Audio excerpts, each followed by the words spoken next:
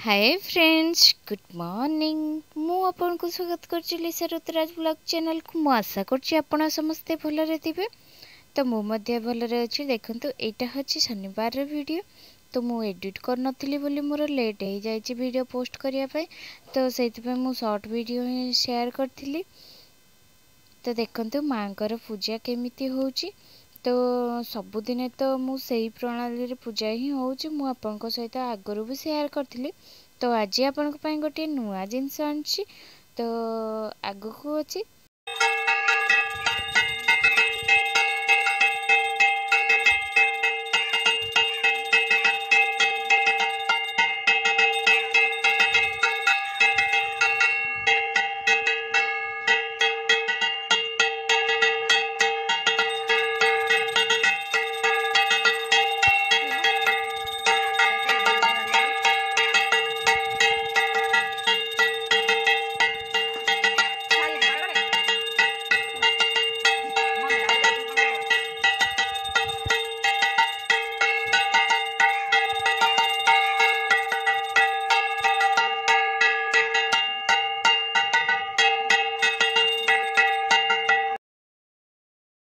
तो देखंतु फ्रेंड्स मु आपण मानक कहिथिली मु आपण को पई किछि नुआ आनछि। तो देखंतु मु सबुदिने सकाळर पूजा आपण को सहित शेयर करे। एटा होछि संध्या आरती रो टाइम। तो देखंतु प्रथम मां को जति बेशभूषा करा हेतिला बासी फूल तो नुहे सकाळर फूल जो दिया हेतिला सेगुडा काढी नेबे। मांकर हळदी रे जो मुह करा हेतिला मांकर हळदी रे मुह काढी नेबे। तो तापरे पूजा स्टार्ट करिवे।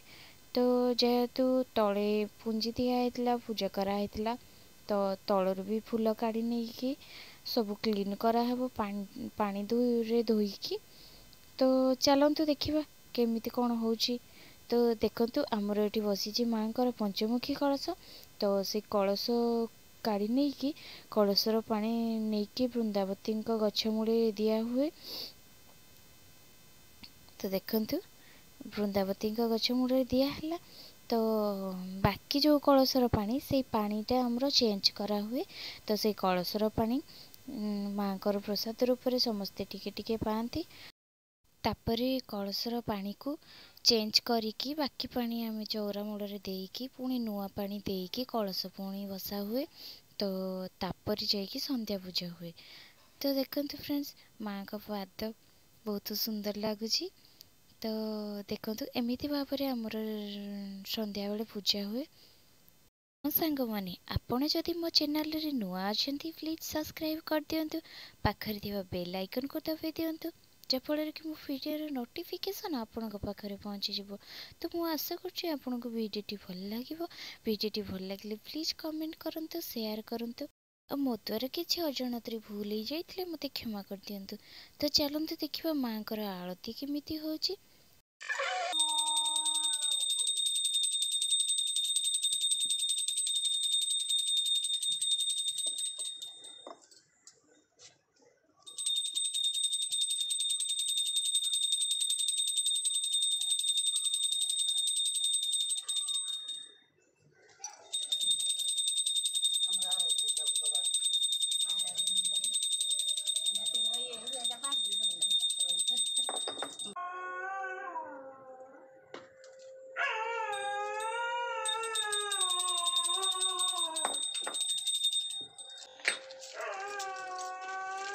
So देखो सब